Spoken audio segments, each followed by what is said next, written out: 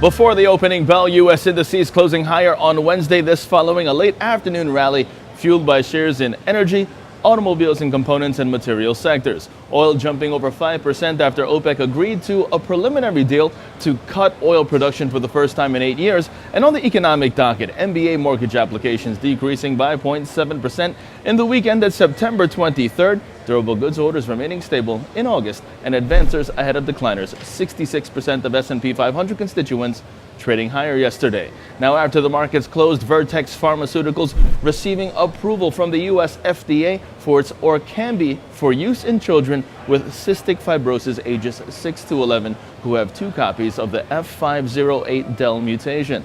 Meanwhile, turning overseas, Asian markets sharply up today. The Nikkei rising 1.39%. The Hang Seng up a little more than 0.5%. China's CSI 300 up 0.42%, and South Korea's Kospi up 0.75%.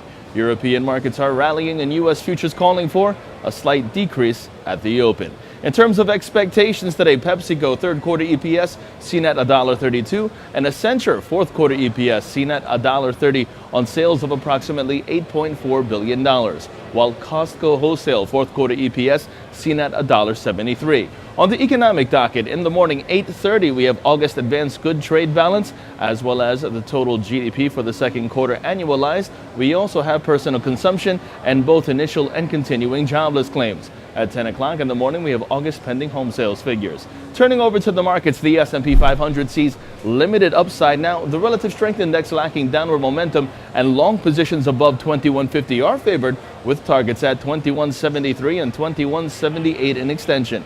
The Nasdaq, meanwhile, sees the bias remain bullish with long positions above 4844, and the Dow Jones seeing further advance, preferring long positions above 18,090.